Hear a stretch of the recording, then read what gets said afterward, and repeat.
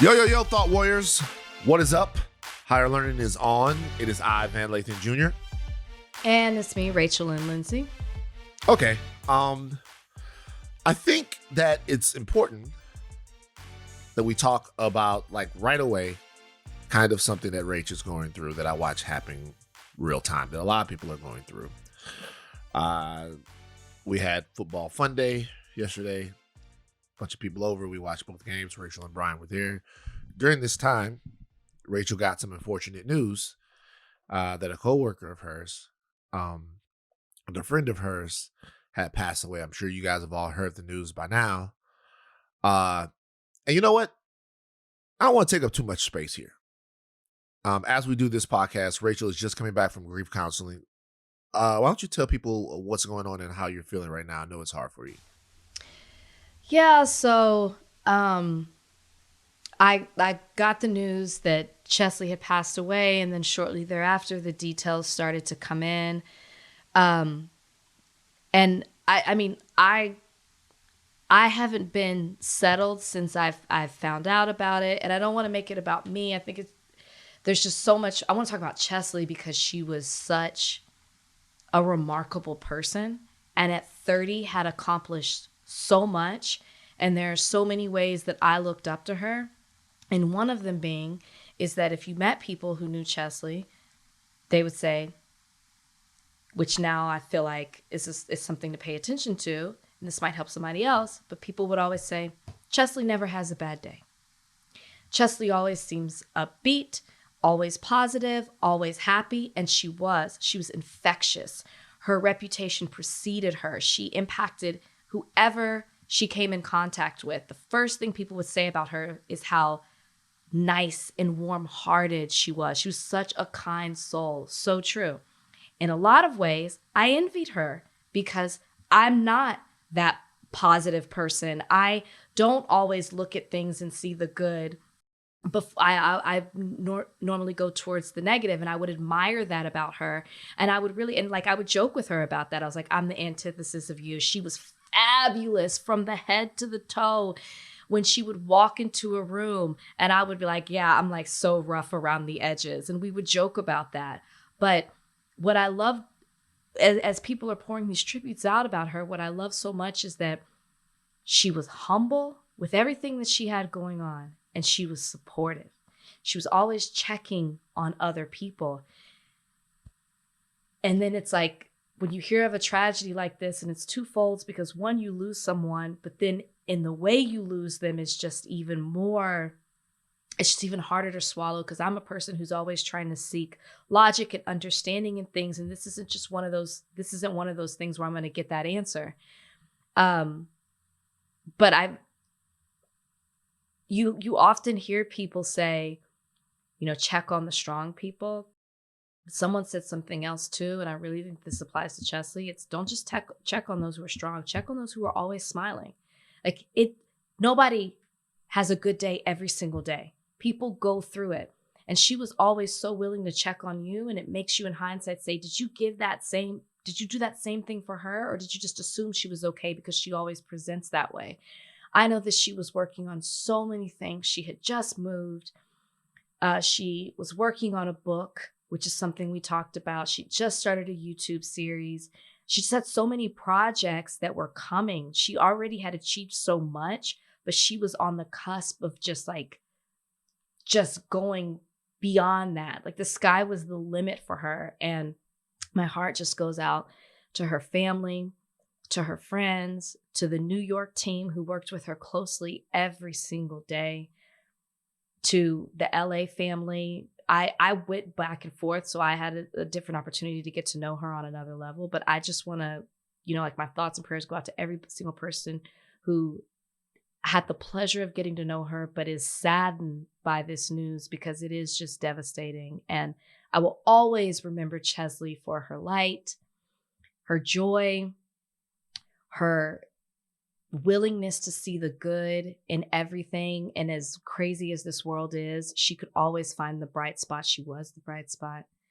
And I just want to say, it's just a reminder to check on people, love on people, because you truly never know what demons they're fighting. behind Yeah. closed doors?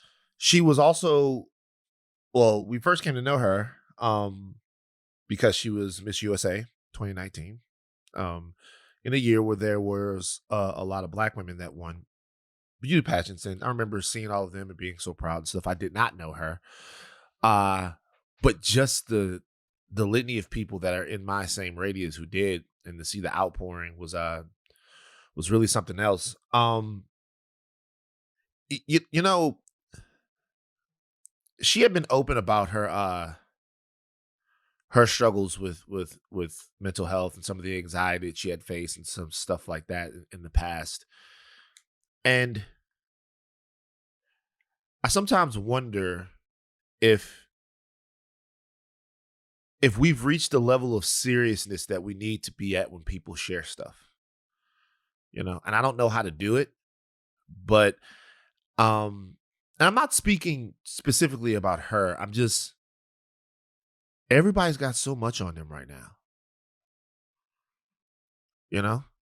Like oh, go ahead. I'm sorry, Rachel. Go ahead. No. Go ahead. Finish your thought. No, I still don't have the shells to my shotgun like in my house.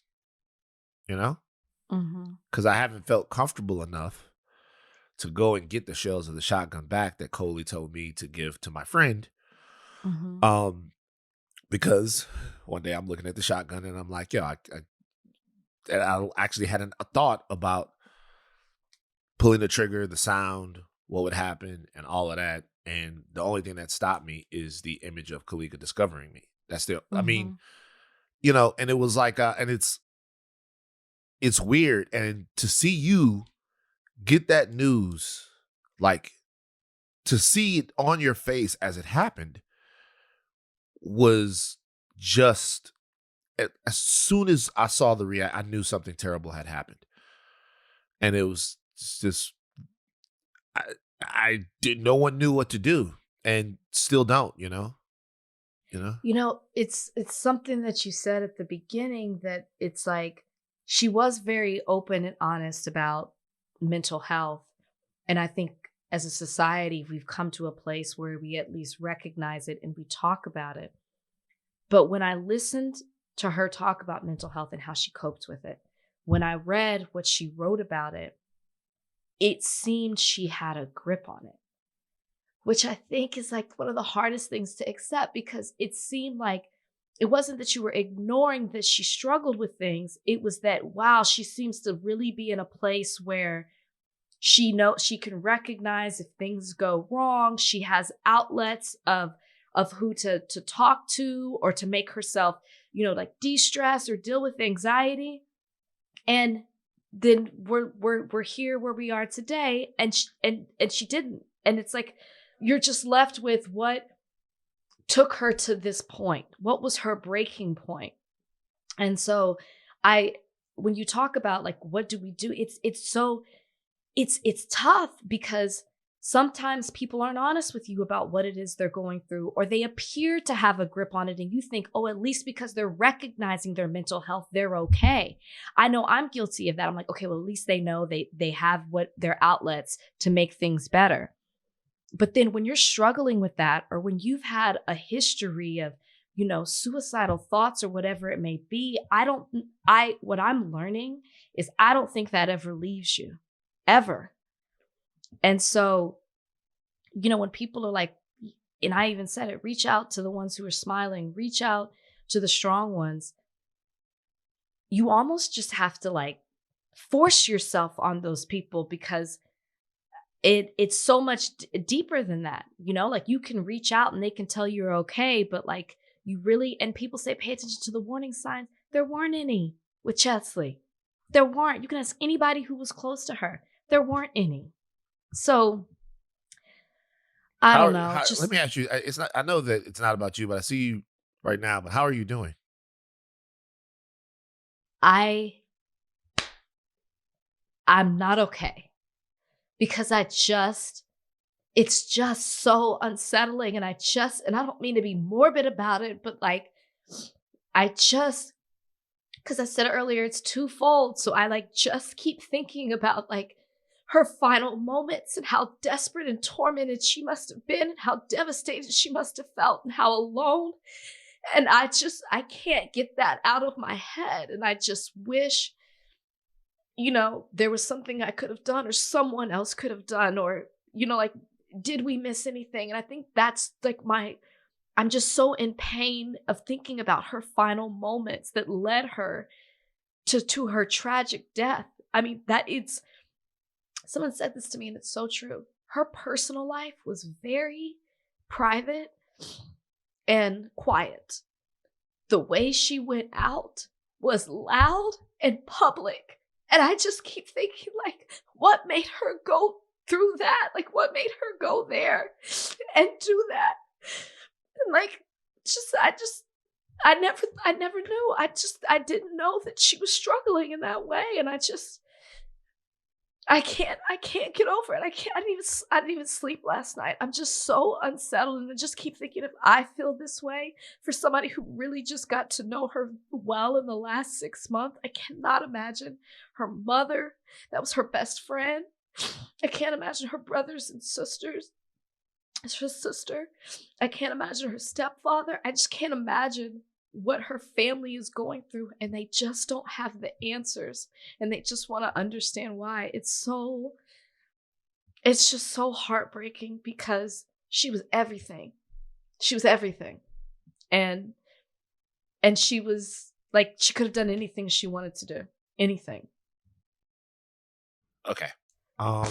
We're going to leave it right there and come back on the other side of a break. All right. Checking in, Rachel. You're still doing okay? You're okay? The podcast is a great distraction. Okay, later on, guys, we're actually going to have MacG on the podcast. MacG, if you guys remember, is the South African podcaster, MacG's Podcast and Chill, that got into the back and forth on, I guess, social media. I guess there was no back and forth on the podcast, but I guess it was on social media. Yeah. That Ari Lennox said she felt disgusted and embarrassed by the question that MacG asked Ari Lennox on Podcast and Chill. MacG's actually going to be on the podcast on Higher Learning in a little bit to kind of talk about that. And we'll see how he feels about Ari Lennox in the interview now that he's had some time between what happened and now that he's had some time to think about it, how he feels about the entire deal. Okay, big sports news happened. Despite the games that went on yesterday that were fantastic in the NFL, it's the end of an era, Rach. Tom Brady retiring. He's done. Not a fact. Not a fact. That's what you say. What do you say? You can't listen. It's Tom Brady. We have yet to hear from him. Everybody else is out here speaking for Tom Brady. Tom Brady has not said a word. Matter of fact, the company or whatever that tweeted. Rach, I got to do something. I'm sorry. Leave this in. I'm like. Leave this in. Leave this in. What happened? I can't believe I did that. What happened? How in the fuck are we as Higher Learning going to come back from our first break and go into Tom Brady when news broke just this morning that is much, much bigger than anything Tom Brady can do in his entire life? Tom Brady has won 7 Super Bowls, and not one of those championships is as important as a series of pictures that were taken in Harlem, in New York this morning. One of those pictures is of Robin Fenty, and she has El Bumpo El Babyo.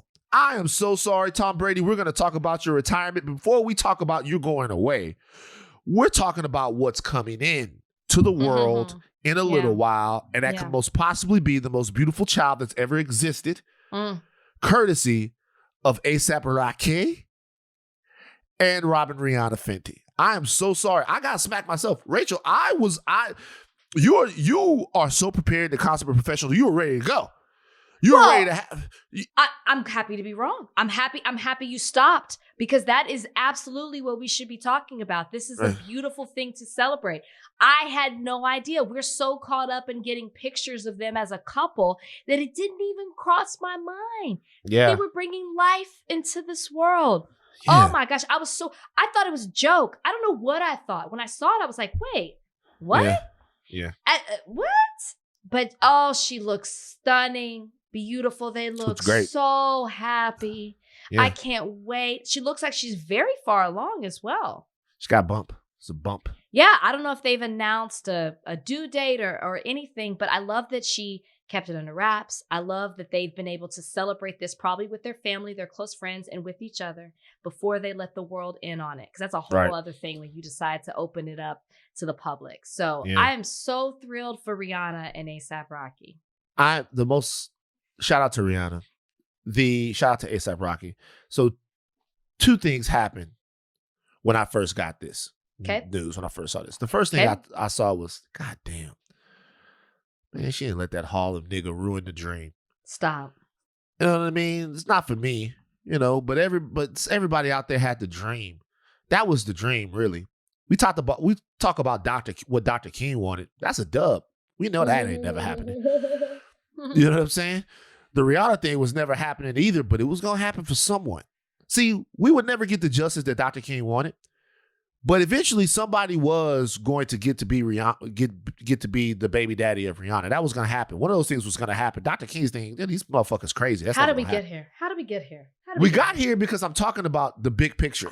And in the big picture, there are very few things that seem unattainable that people are actually going to attain. Okay. You know what I mean? In the big picture, we talk about things that are unattainable. Like I watched Star Wars yesterday. Because after you left, me and the Midnight Boys That's what you did? That's what you did? Yeah, we watched old Star Wars. I'll never clips. be a part of the cool kids with that group. I will never. That's what we did. That's what we do. I will never. We watched Star Wars clips, and it was so funny as Kalika watched with horror. I should have taken Kalika with me. As we watched the clips and then said the lines as the guys were saying them. Like, I will stop you. You will try. Me check and on then her. I'm a check on her. Right? You asked, it's very true. So I watched Star Wars, and part of the thing about Star Wars is you're watching it and you're like, these are things that are not going to happen. Like us traveling at light speed, probably not going to happen. Lightsaber, probably not going to happen. Can't arc a laser. Don't have the technology yet, might not happen. The Rihanna thing was something that seemed unattainable, but it was going to happen. And I'm so happy that it has. Even though for the rest of everyone else, it's something to mark off the bucket list. You're never going to get lucky enough to meet Rihanna. You're not going to be that guy, but she looked so happy. Beautiful. They looked so good together. They do. And she just looks like it feels like she got her storybook ending. And now Harlem got a one-up on the rest of New York. Shout out to not just A$AP Rocky. Shout out to Jim Jones. Shout out to Cameron. You know what I mean? Shout out to Dame Dash. Shout out to Big. Shout out to everybody from Harlem. Harlem, you did it. Harlem, you did it. You did it, Harlem. You look around. You think about How does your mind go here? No. Think about Harlem. You let Rachel. No. You let this dude would have been from Baton Rouge. You let this guy would have been from Baton Rouge. We would have put that on the sign that you see when you're driving into Baton Rouge. Welcome to Baton Rouge. Home of the nigga that's Rihanna's baby daddy. We would have definitely, I'm not bullshitting you. Let me ask you this. When A$AP Rocky got with Rihanna, did you see their relationship going here? Yes. Really? Because Rihanna seems like, and I don't have any inside information, but she seems like she's at a very pivotal time in her life where she's ready to accept happiness. She's ready to make I'm not speaking, like, there are certain points where your life hits like a crossroads. She's accomplished so much. Yeah. She's accomplished so much. And you get to a certain point in your life where you just look around and you go, I'm ready to be happy. And the only thing that you can hope is that when you get to that point, that there's someone and some people, a lot of people around you that you've built your life in a way that now you can actually put those things together and actually be happy. And she has.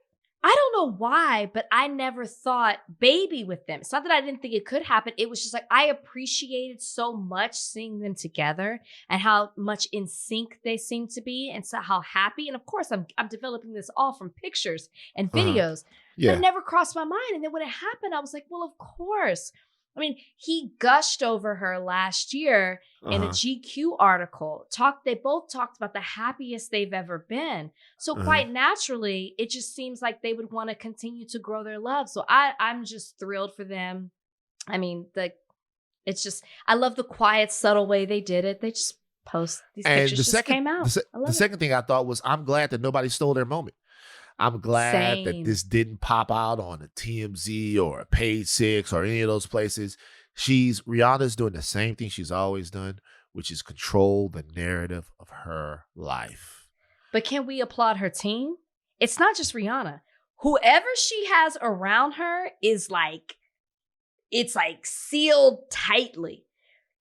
I feel like anybody else that information would have gotten out. We would have heard a rumor. Rumor is Rihanna's pregnant. Rumor is we knew nothing, not an inkling of it. So whoever she has surrounded herself with, that is the dream team.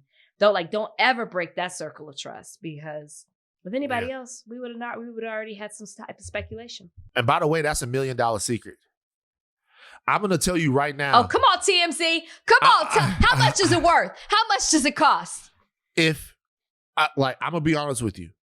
If you had the knowledge, if you had the knowledge and the picture, if you could get the picture, not just the actual knowledge, if you had the knowledge and you had the picture, you could sell the picture for $1 million.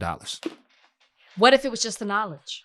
Well, the knowledge just leads to a tip. The tip just leads to the story. That's one thing. The picture itself, if you could get that picture, snap that picture, I could make an argument with what I know that you could sell that for $1 million. Now, you might not get it. Like if you sell it to TMZ, it might not be $1 million. But if you were to get it, it's definitely worth $1 million. And I think you could get $500,000 from an organization like TMZ. If you owned it and sold it everywhere and you license it, you're going to make more than that. But that is $1 million photo. And so let me tell you what you just said. Nobody in her crew betrayed her. Y'all, all you niggas out there talking about how solid your crew is, all they doing is calling TMZ on some tip shit. That's $1 million photo, $1 million secret, and they kept it real with her. She doing something right. I'm telling you. And let me tell you what else you just said without saying it. What? TMZ is falling off. That's what you just said. Back in the day, TMZ would have had that information. They would have had some speculation. You just said, Van Lathan, that TMZ has fallen off and it is not what it used to be. That's not what I'm saying. I mean, look, y'all do whatever. That's what I heard. That's what I heard. But they probably wouldn't have got the real. But more than anything, happy for Rihanna and A$AP Rocky. Now we can talk about the fact that Tom Brady is retiring from rumored. Now, see, that's a rumor. That's a speculation, right? Rihanna herself had pictures with her baby bump with A$AP Rocky, the father of her baby. That was there. Evidence, proof. We don't have that with Tom Brady.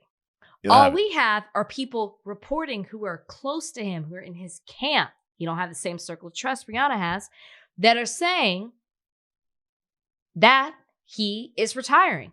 Even his company tweeted it out and retracted it, pulled it back. Yeah. So we don't know. I mean, I feel like the way Tom Brady works, maybe he was considering that and he saw the attention and he was like, you know what? Change my mind. Oops, my bad. Not going to do it.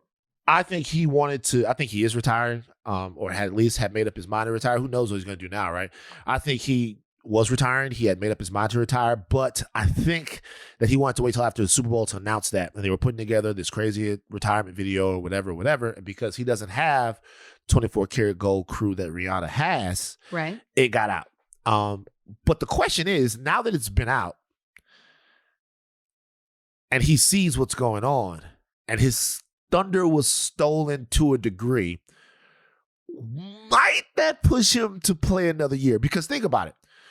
My man Cass pointed out, shout out to Cass, and if you're out there, please listen to Say Less with Cass and Low.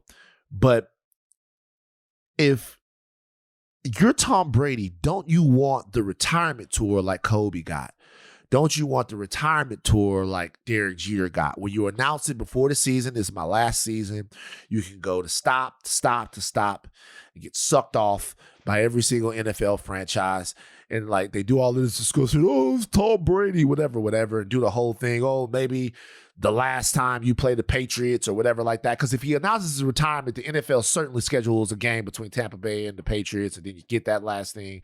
Him and Bill Belichick acting like they cool when they fucking hate each other, and all of that stuff. And he's not getting any of that. So you wonder if maybe he wants his retirement tour, especially now that the bloom is off the rose about him announcing his him stepping away. You know, Maybe so, but I just have a hard time. First of all, we're so quick in the media, not us, because Fan and I don't do that. But like the media in general is so quick to break news that they don't think about respecting the person, their feelings, the way they want to go about it.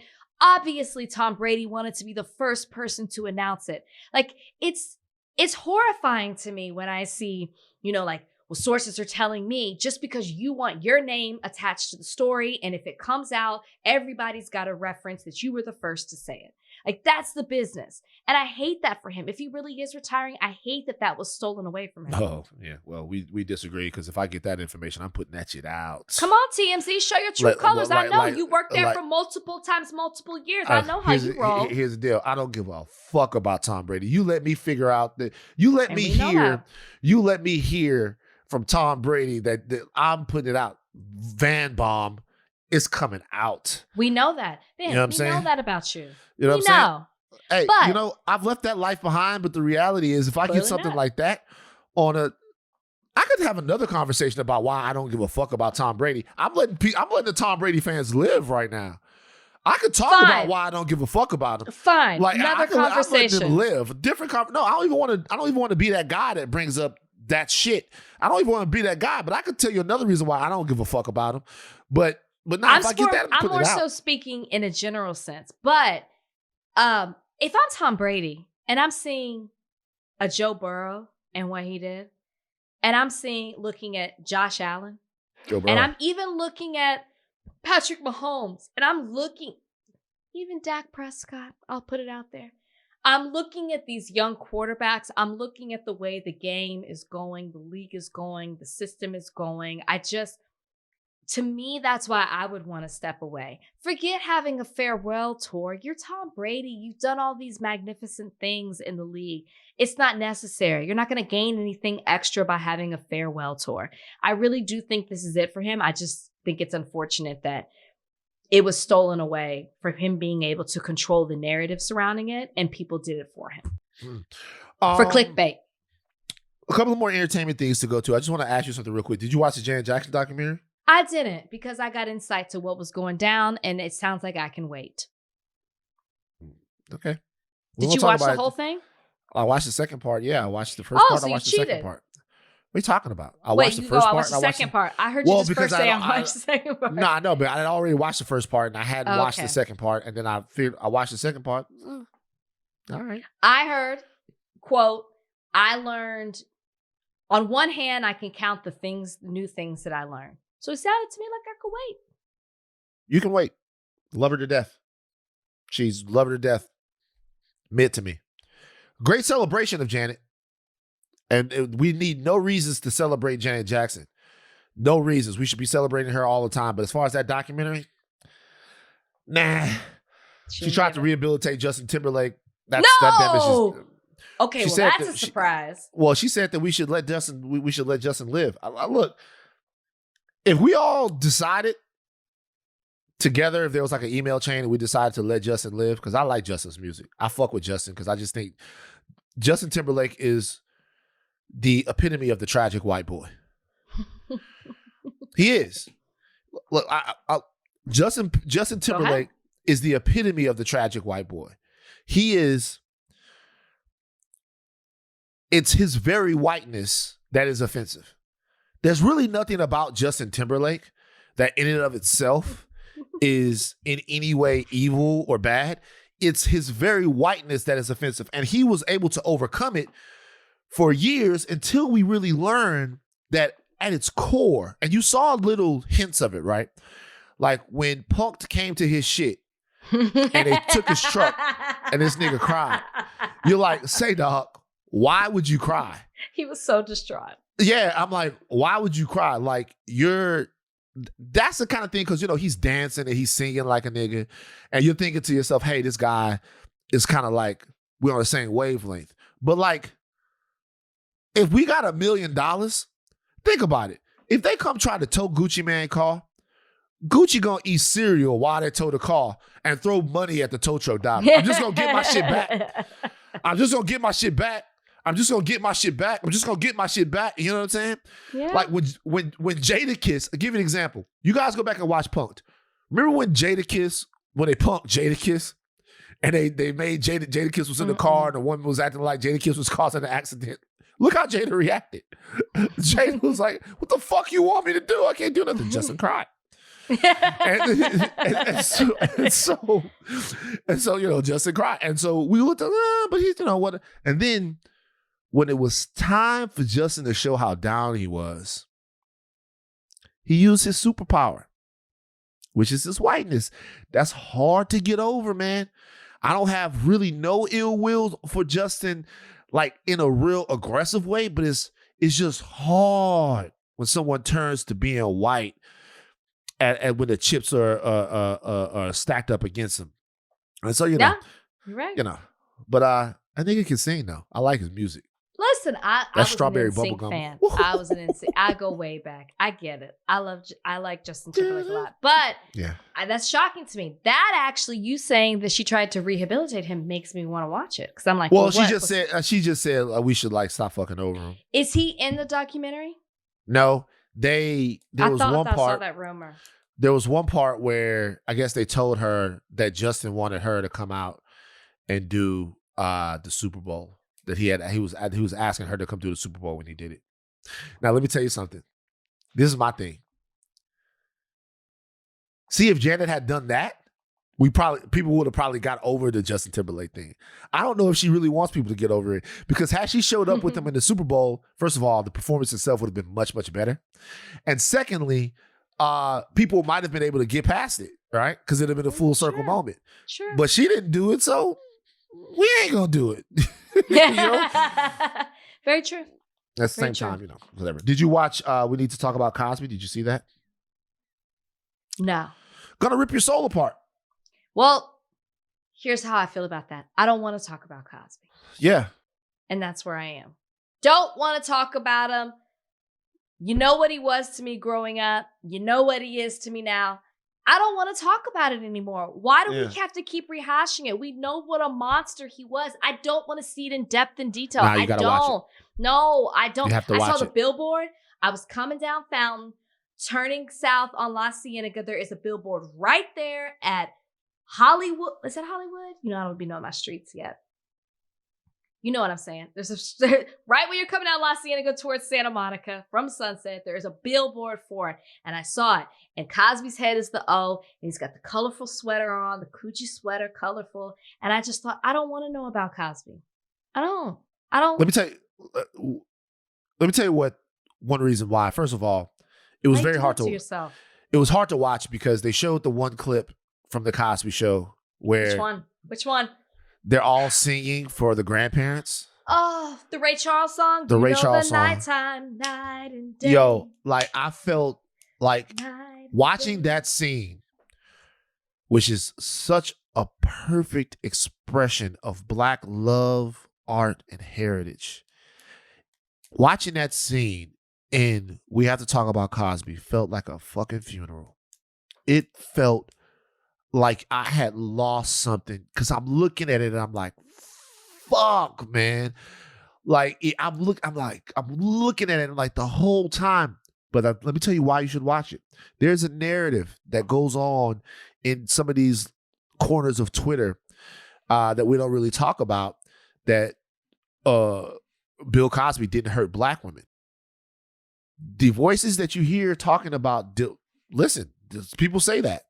I know how crazy it is, but the voices that you hear talking in this documentary to a large to a large degree, shall I say, are of the young Black women that were groomed and manipulated by Bill Cosby, and taken advantage of and raped by Bill Cosby. And you're seeing that Bill Cosby, there was a pathology there. There was a type there. There was a way he threw his weight around there. And that also possibly there were other people working in and around the Cosby Show that were very aware of his behavior. Of course. You think that man got away with all of that for that long without help? Please. I know this. This is why I don't need to talk about Cosby. But I think it's important. I think it's important to watch it.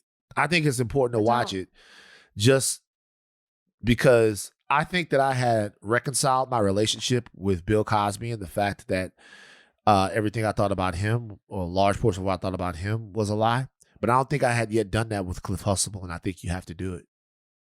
Let me tell you something, and this can be controversial as it is.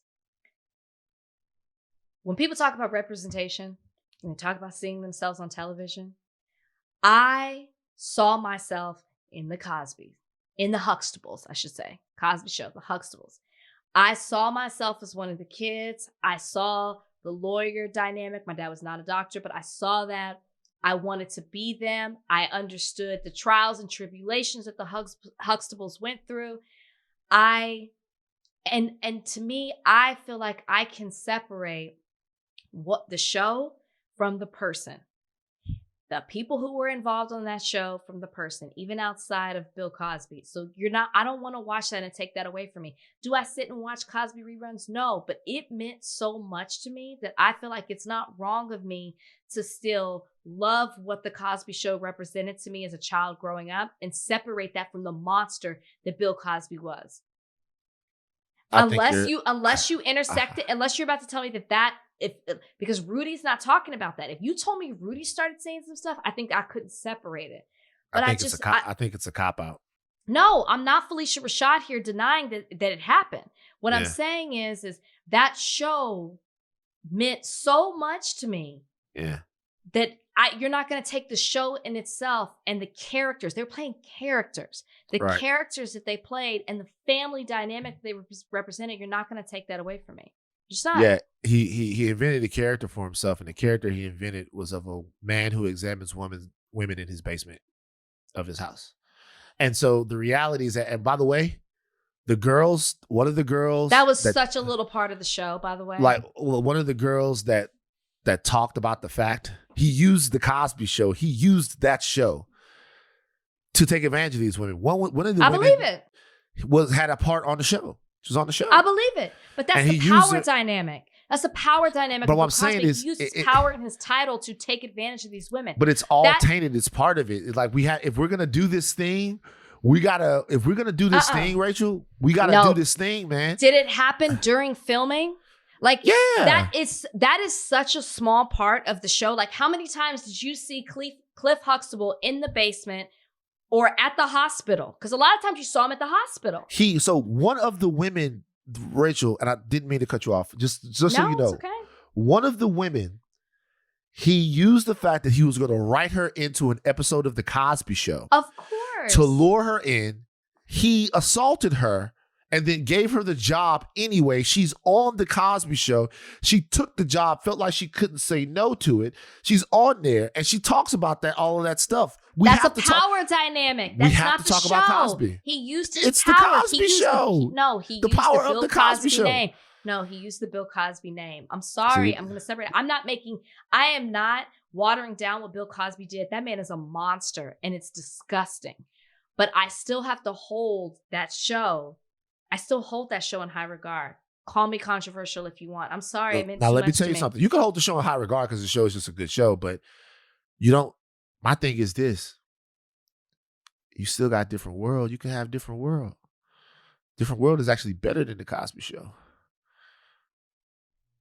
It depends what you're looking for. Two different types of shows. It don't depend on It's two totally different types of shows. It depends what you're looking for. Better. You're getting a family dynamic from a college dynamic. I get it. Right. When Rudy came to visit Denise, when Rudy came to visit Denise, it was one of my favorite episodes. I was Rudy. You were Rudy growing up? I felt like I was, a little Denise and a little Rudy. I was none of them niggas. Well, this is what I'm saying about representation. We talked about this, Thea and Cosby.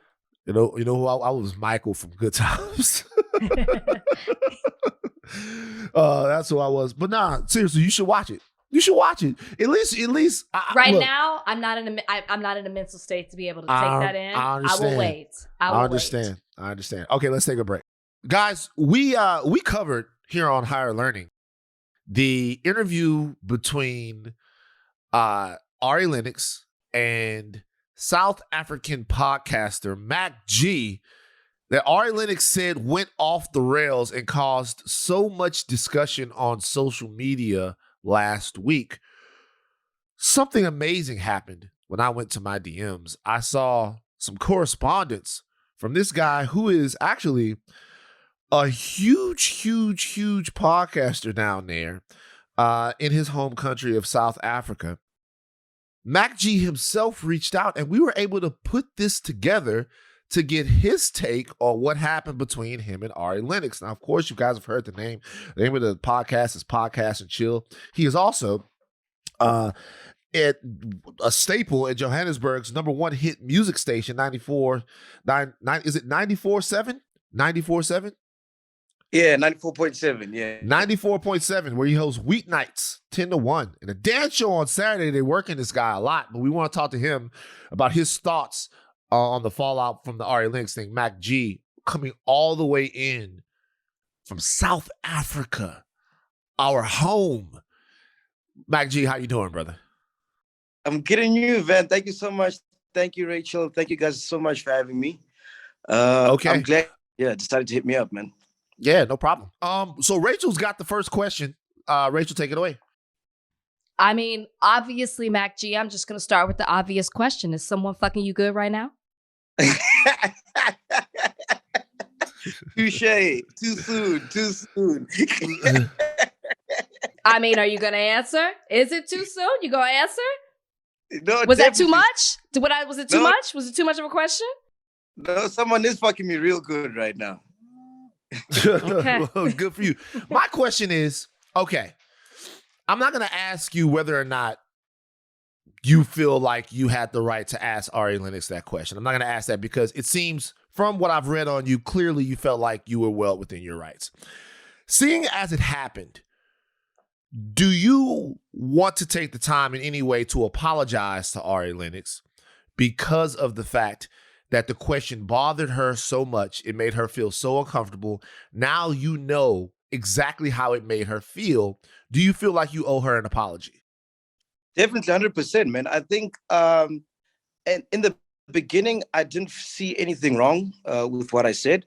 But after watching, your podcast last week with Rachel and watching Charlemagne's Breakfast Club and the comments that they were saying about this whole thing, I actually sat back. I'm like, you know what? Actually, they're onto something, especially Rachel, because I think for me, I was looking in terms of if it's in a lyric, then, I can ask whatever it is, nothing's off limits.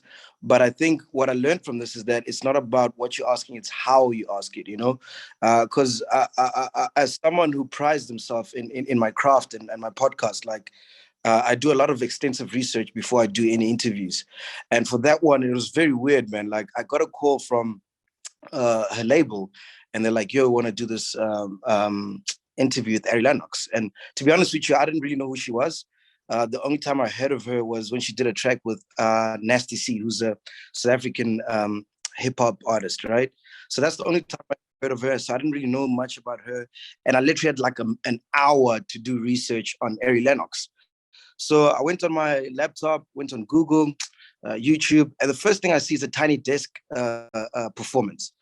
So when I watched that, she's performing a song where she's talking about I'll fuck you good, I'll fuck you good. I forgot the name of the song. So I'm like, oh wow, this is dope. Here's a female artist who's sounds very sexually liberated. And if you watch my podcast, like, we always delve into sex and sex questions. And obviously not that raw. There's a bit more tact that goes into the questions. But there I was like, oh, okay, cool. I guess, we can just go cold turkey on this. And that's what I did. And then after the interview, she asked for some stuff to be removed, which I did remove. So when she was tweeting and saying that, I didn't remove any of the stuff that she asked for, I found that very disingenuous because we did. And, I think if we were to upload some of the stuff that we did remove, then she'd probably like, I don't know, maybe cry real tears. Cause like, I found it very disingenuous of her to say that we didn't remove those things. Cause we sent to the her and the team, the episode, and they approved it, and then we uploaded it. Mac, I just want to follow up real quick. You sure you're not American? You did a good job of apologizing to her and then kicking her back in the same answer right there. That was very suave of you. I can't let you get away with that though. She says that she asked for some stuff to be removed. Did they tell you specifically what they wanted removed? Or did she say that she wants some stuff removed and then assume that you will remove? Because obviously she was obviously blindsided. She's right. Ari is not going to make that up. She was obviously blindsided when that interview came out.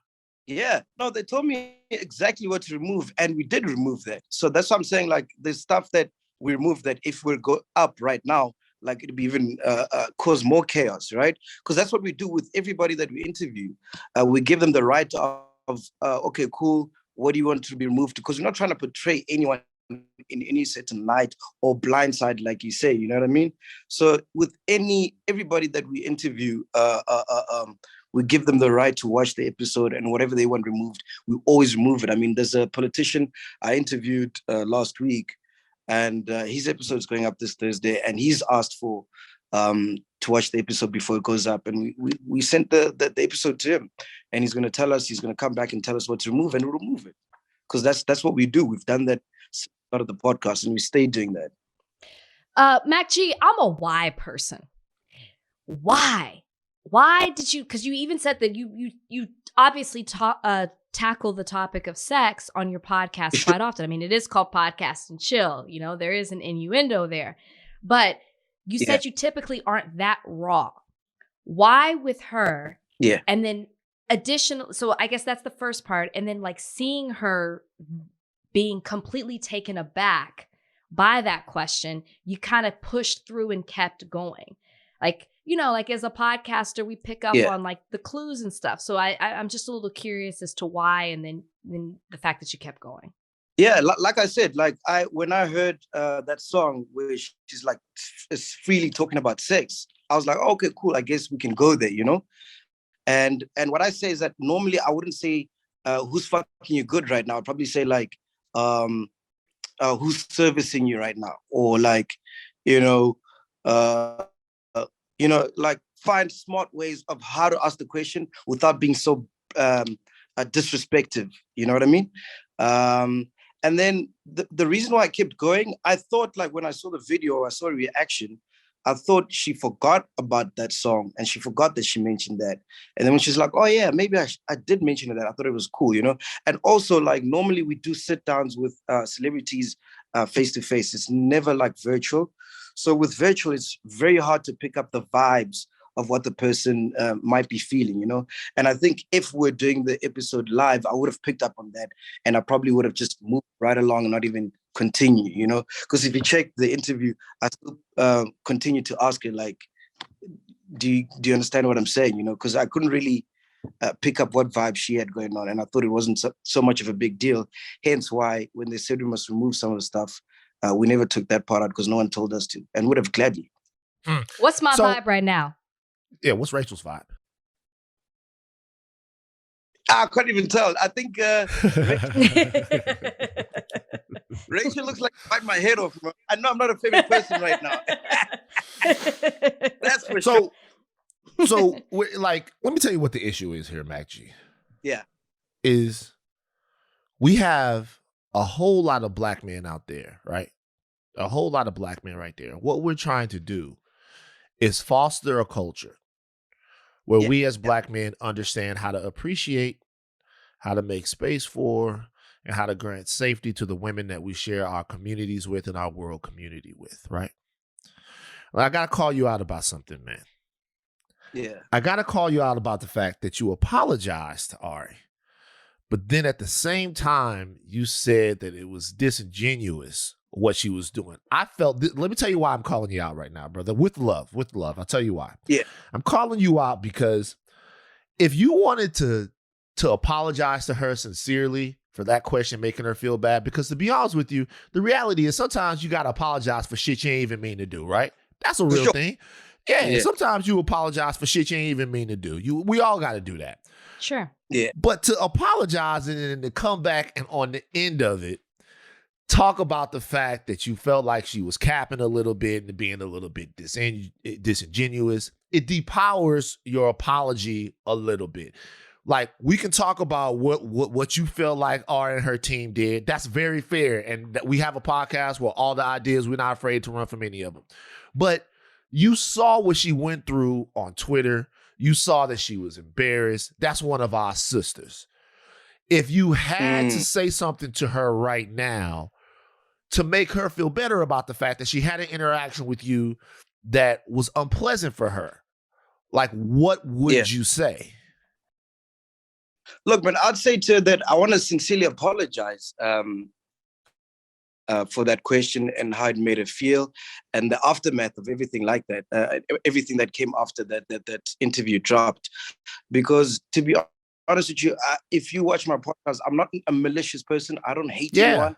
I don't hate women. Our podcast is very inclusive. I mean, I've got a network where we have a woman podcast. You know, it's a podcast for women by women, which lives under my network, because we want to push that narrative of women having their own voice. You know, I mean, I was raised by a single mother, so I have the utmost respect for women, and I would like to genuinely apologize to Ari and any other women out there I might have offended with those comments, you know, because that's not what I'm about, you know.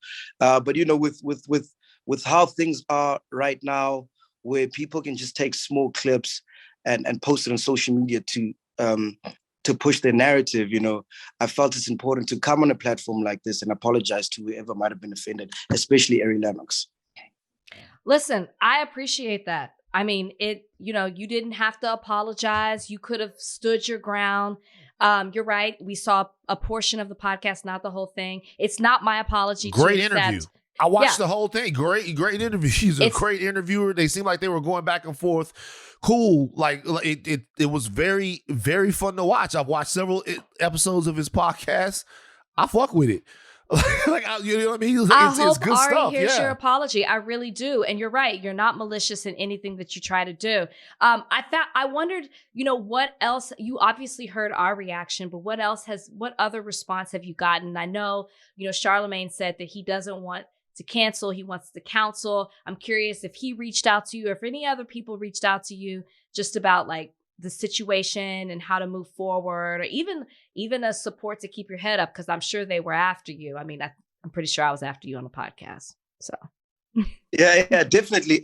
Charlemagne reached out to me, sent me a DM, and he was sharing the same sentiments that you just alluded to now, of wanting to counsel me and help me, because he said that, you know, he made some mistakes. He's been in my shoes before when he was younger, and he doesn't want me to go through the same road, you know, which I really appreciate, because you know, when you don't want to be malicious or you know, cause conflict with anybody, it's very crucial that you can get mentors like a Van Lathan or Charlemagne, you know, especially guys in the same space, you know, that can help you and make you a greater broadcaster. Because at the end of the day, that's what I strive for each and every day. And for me, it was a learning curve. And, you know, I hope it was a learning curve for other people as well, other podcasters that are coming, that are watching, because I think it's important. You know, I share every sentiment that everybody's been saying. Like, we got to protect our queens. We got to love them. We got to embrace them. We got to show them. Word. That's why we have female on the network. And we're the only ones doing that, you know. It's just that sometimes things are twisted in a way that can make garden, but we live and we learn, you know. And to be honest with you, you know, that's the whole point of it. The whole point of it is we ain't perfect. We you know, things happen. You atone, you say what you gotta say, you move on, you do better. And something else, another reason why I'm glad we're talking, because as I saw on the internet, South Africa loves you, bruh. South Africa loves you so much. And this kind of turned into a South Africa versus United States thing. And I haven't been down there yet. You know what I mean? I haven't been down there yet to chill and to kick it with my real people. Well, actually, I'm Nigerian. I'm actually Nigerian, but I haven't been down there to kick it with my real people yet. And I saw people going, the Americans better leave MacG alone. The Americans have their own problems. And I'm like, oh shit, we was all black just a couple of days ago. And now we the Americans. I'm like, wow, we got Ari's back. They got MacG's back. It was crazy. So it's all love right now. We still love South Africa. We love you. And we're hoping that we've been able to put this whole thing behind us, man, because you really do a good job on the podcast. And I thought that for the most part, even the interview with her was pretty dope. So hopefully you and her will be able to get in contact. Is that something that you're looking to do? Would you want to actually be able to speak with Ari Lennox again? And maybe you and her personally can get past this? Has there been any attempt for you to reach out to her? Has there been any attempt for her to reach out to you?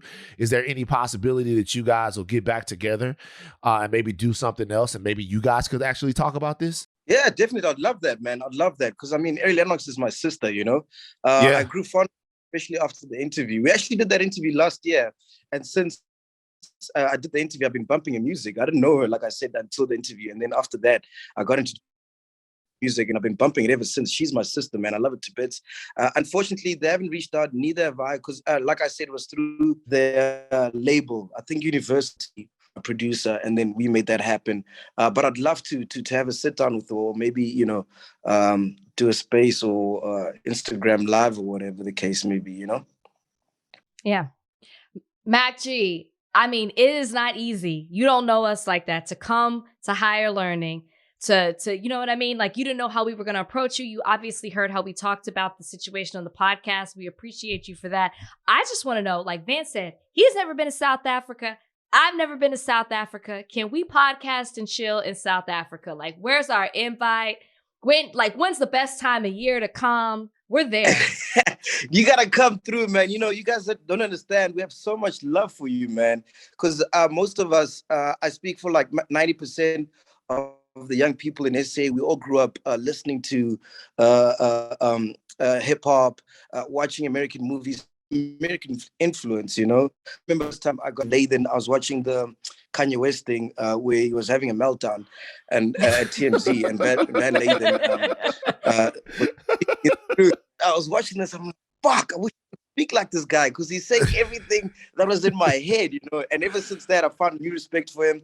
I just recently watched the Academics interview you did the other day, where you were calling out academics. I'm like, okay, this is the nigga that calls out people. All right, I see you. And yet he still came on our podcast. Still came on. So much. MacG, very happy that you came on the podcast. I'm hope whatever issues that you guys have between the two teams, you guys can work them out, because the most important thing is that everybody knows that we're all good souls that want the best for one another. And you know what, bro? When I come to South Africa, when Charlamagne and them went down there and they was playing with tigers and shit, that's not the South Africa I want. When I come down to South Africa, I want to get all those beautiful pictures that everybody got, hang out and all of that stuff. I don't want to go on those safaris and shit like that. I want to actually chill when I come down there.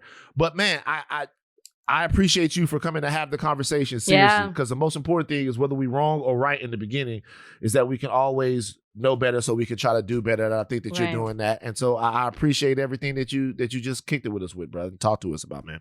Thank you, man. And please tell Joe Budden I'm not a shock jock, dog. I'm a broadcaster. I've been doing it longer than him, bro. I ain't down with him. I'm not down with him. Whoa.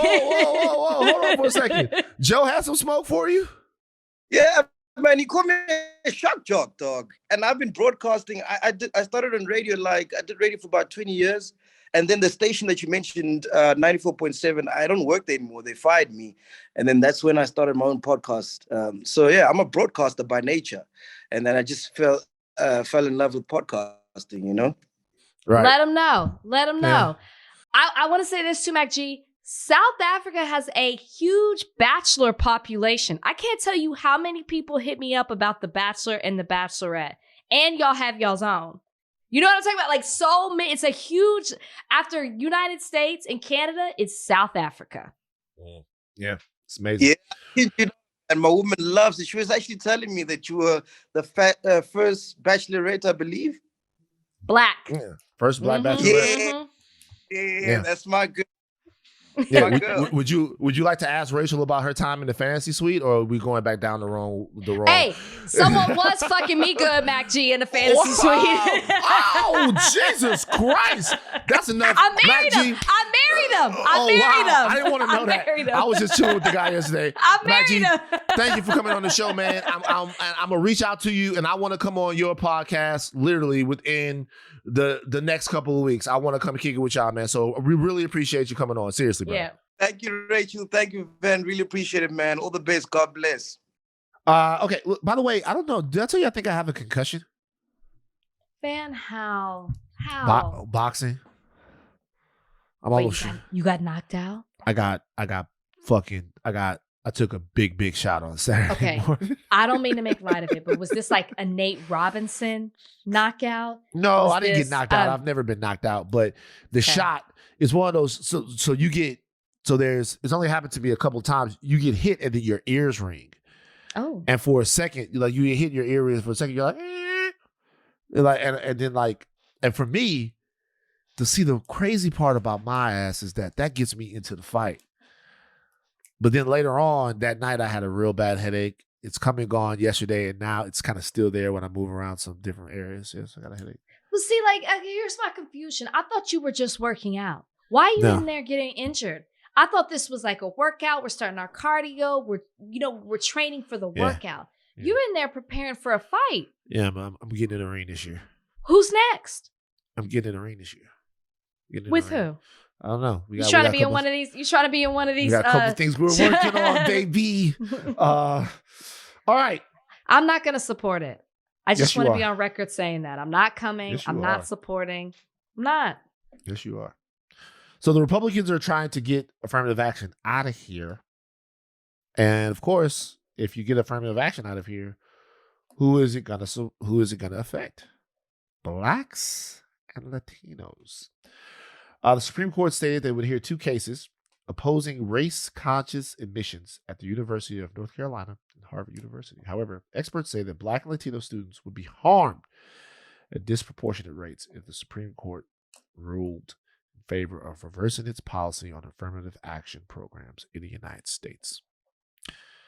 Rachel, how do you feel about rolling back affirmative action? How do you feel about us feeling like we're in a point in America where the disparities are gone and we don't need to look out for students of color?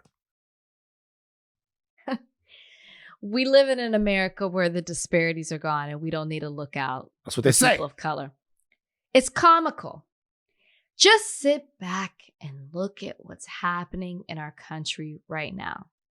They are literally trying to eliminate the stories and the history for Black people.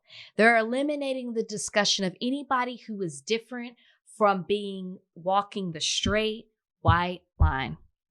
So you want to get rid of affirmative action, which obviously is designed to eliminate discrimination among, applicants or whatever it may be, whether it's a job, whether it's school, to, I guess, remedy prior discrimination and prevent future discrimination. So you want to get rid of it.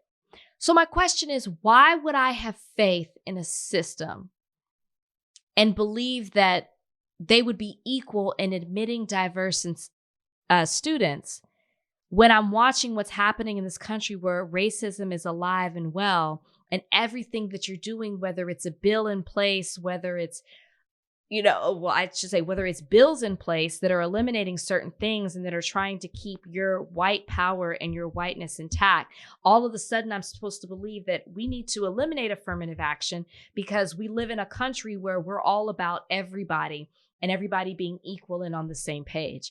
It just doesn't make any sense. And I just think it's wild that after the racial awakening we had and everything that we saw come out in 2020, all that shows me is what's happening right now in the elimination of affirmative action, in banning books out of libraries, in proposing bills that allow certain teachings to be eliminated in the school system where they don't even exist already. That is a direct response to people being aware and recognizing these institutional racism and systemic racism in this country. What's happening in 2022 is a direct response to that. So affirmative action isn't being, brought in front of the Supreme Court because racism doesn't exist and we're all the same. It's there to keep intact what could possibly be eliminated because people are now more, not saying it is, but people are just now more aware of what is going on and what has existed in this country since its existence. So, yeah, we're not going to make it. And by we, you mean who? The American society as presently constituted. We're not going to make it. So America has been like a dysfunctional marriage forever, right? An abusive one. It's worked because there've been enough people on both sides to try to trudge through that relationship and push through that marriage in the hopes that one day they could get to some happiness that they promised themselves earlier when they got together. I've done wrong things to you, but one day we're going to get to a point to where we understand that we're better together. We're going to move forward and have all of this great stuff. The goal of the modern right, and we had Tamika Hamilton on. We'll do a little cleanup about our interview with Tamika Hamilton in a second. The goal of the modern right is to minimize American blackness. It's to erase American blackness. It's to make sure that in places where you desperately need black people, that there aren't any, and the black people that you have in those places have a warped view of the actual history of the country. See, America needs one of two things. One or two things. One thing or both things. Whatever. America needs either weak niggas or no niggas. That's how they would like it. So they either want weak niggas or no niggas. That's the way it goes in America. Anything else, the strong, they can't really do anything with that unless they rapping about how they fuck over other black people, and then they're cool with that. But they need weak niggas or they need no niggas. And all of this stuff that we're talking about, all of this stuff, not even right now, they're just saying the quiet part loud now, but they've always done this. So the way to make us weaker. We're weaker if we don't know what's going on in the country. We're weaker if we don't know. If you have less information than somebody else who has all the information and I want you to have it, of course you're weaker than them. And then you're playing on their field. Also with this, if you keep black people out of spots like, Harvard, North Carolina, whatever, then you're going to see kids that come from places that don't have the structures in place to make sure that they get to institutes of higher learning, that you're going to see people come from school districts that are undervalued, underfunded, and not really taken care of as much. You're not going to see as many kids rise to that situation, and the gap is going to close slower. So they either make you stupider or they remove you. And it used to be that they did this very covertly, almost so it felt like they weren't doing it at all. But what Trump has allowed them to do is just do it very loudly. Go, hey, we don't want you guys around. And if we do want you around, we don't want you to know what you should know. And so the question becomes, how do you beat that? And the answer is you can't beat it. You have to kill it. And it's just hard to have conversations and have good faith dialogue with ideas that you have to kill. That's the thing that is really standing in the way. We talked to Tamika Hamilton last week. She seemed like a very decent human being for all intents and purposes, right? Her ideas have to die. They can't be augmented. They're just wrong. Like, they have to die. Like, they don't work for black people. And it's like, you want to reach across the aisle, right? but you don't want to reach across the aisle and put your hand in a volcano. If there was something that wasn't going to burn your hand off across the aisle, it would be cool. So, like, it's not about talking to people. You have to change them or kill their ideas, either change their ideas or kill them. And I just don't see how we get out of it. Like, all of this stuff, the Supreme Court is hearing this stuff. The Supreme Court is swinging their shillelagh around. They played it cool for a little while. Okay, we're not going to get involved in the election, blah, blah, blah, blah, blah. But now what they're basically doing is saying, hey, 6-3, baby. We're coming after everything. Full force. Yeah. It's tough.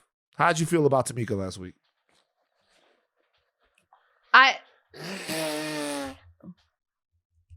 Just like that. Do it again. No, I mean, I was stuck in a place of trying to be respectful to the fact that we invited a guest to our podcast. Nice lady. But right. And she was extremely nice. She was a nice person. Yeah. She was a terrible politician. I walked away not understanding where she stood. I knew she stood on the wrong side of us, but I didn't understand her platform, her, other than if she was talking in regards to her husband as a police officer, that I understood. I understood her passion about homelessness in regards to veterans. I understood that. But there was just so much missing from her, and so much, not even misinformation, just lack of knowledge. And you are running to be a part of the United States Congress. How are you not watching and paying attention to the particularities of what is happening in Congress to a body you want to be a part of? She just seemed to be, sorry for lack of better words, clueless on what is happening to a group she wants to be a part of. And I think that was troubling. I think that, there were certain times we could have pushed back on things when she talked about teachers who were teaching this, misinformation. And it's like, where was the proof, Tamika? Like, where's the proof that is actually happening? Or are you just spewing Republican rhetoric because you heard the higher ups in the party say this stuff? So I like, she's a nice person, and I think that that's what's hard. But like, just to be honest, like, she was awful. In regards to the politics. I like her as a person. She's nice. She's nice. Would you ever watch like a football game with her and her husband? Well, you wouldn't invite them both to dinner. So I guess the football game we wouldn't be watching is at your house. Let me say, maybe we could, but like the thing is, it's like I like people to be able to say wavelength, and when the game starts and like the national anthem comes and then they stand up and put their hands over their hearts, the homie's gonna look at them like, what's up with y'all? But after that, we could be cool. Did we even watch the national anthem? Brandy sang it. We talked about that, but then we started a conversation about Brandy and Ray J. Like, we were so not paying attention to how'd she do? Do we even know? I don't even know how she sang. Brandy has a beautiful voice. That's not what I said. How does she do as the national anthem? Because we got distracted. It was Brandy. She did great. Brandy has an amazing voice. I mean, I'm the one who obviously values Brandy way more on this podcast than you do. So. Yeah, whatever. You don't know her songs. So look, white people are at it again. So woolly mammoth de-extinction scientist reveals plan to create Arctic elephant. There's a movie about this. There's a movie out there called Mammoth. No. And they filmed half of the movie in Baton Rouge. It's called Mammoth. It's about a woolly mammoth that they figure. The woolly mammoth, because this is what happens. You make the woolly mammoth. Well, you can film movies. There's a tax credit down there. So look, scientists who plans to bring back the woolly mammoth, or at least its genes, back from extinction, has revealed details about creating an Arctic elephant. Mammoths mostly died out around 10,000 years ago. Well-preserved samples of these extinct giants have since been found in the Arctic permafrost, should I say, allowing researchers to get a glimpse of their DNA sequence. It's a fucking bad idea. We're trying to de-extinct genes. This guy told HMN News the field has actually already done this with 2 genes that confer cold-resistant properties to organisms. Listen to this. I don't understand anything. The field has already done this with 2 genes that confer cold-resistant properties to organisms. They about to make some niggas that don't get cold. They're about to make all of these people into hoes because we know they don't get cold. Wow. You ever been on the stroll? On the blade in your city? The girls be out there doing their thing, whatever the temperature is. Shout out to them. If we legalized it, they could be doing it for the privacy of their own homes and hanging out and doing whatever. But, we want to be all prudish and shit. But the idea is to safely introduce these and other genes into present-day elephants so the elephants can comfortably live and restore Arctic environments. Now, I'm all for the elephant. I think the elephant is a fantastic animal. I don't believe them that they're just trying to make these elephants not get cold. There you go right there. There's the elephant that you have. I think white people want to bring back woolly mammoth. Why? Because that's what they do. White people do everything except what they're supposed to be doing. Now that I'm going to go ahead and agree with. That was my thought when I read this. You know what I'm saying? They do everything. Why don't you bring back Dr. King? How about that? Please let him rest in peace. Bring back Dr. King. Clone him. That's what we need. Clone W.E.B. Du Bois. Clone some of them. Clone I wouldn't Maya trust Angelou. him. Bring Maya Angelou back. That would be crazy, right? Like they clone Maya Angelou. They bring Maya Angelou back. Rest in peace to our sister. And all of a sudden, Maya Angelou is like wearing the "Make America Great Again" hat. We like, see what I'm saying? Like it would be like the evil twin. No, I wouldn't trust it. Like let's stop. But this woolly mammoth situation, somebody gonna get fucked up. I guarantee you. Somebody's going to get fucked up. The woolly mammoth is coming back on Earth, Rachel, and he's going to get here and he's like, what the fuck is that building? Doesn't he live in the Arctic? The woolly mammoth?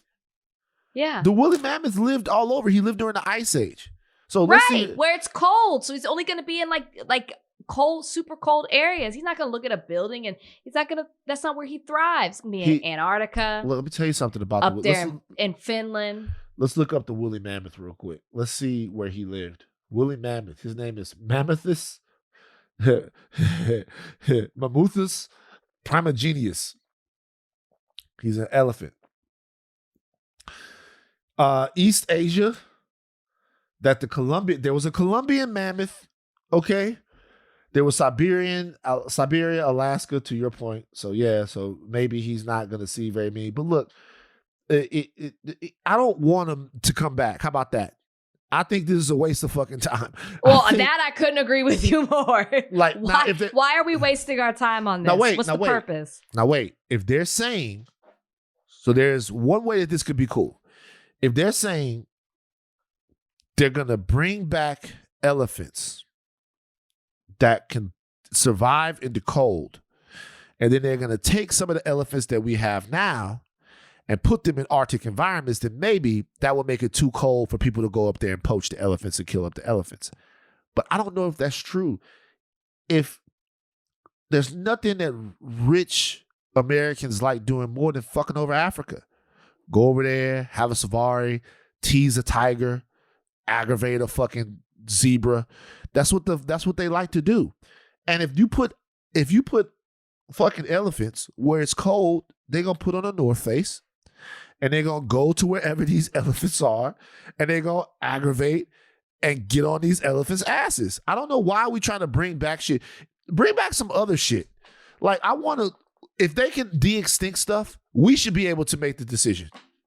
Okay. And what other than historical figures that you admire, who else would you want to bring back? I don't know. What else? I don't know. But it's a lot of shit that I feel like we should be able to vote on what they de-extinct.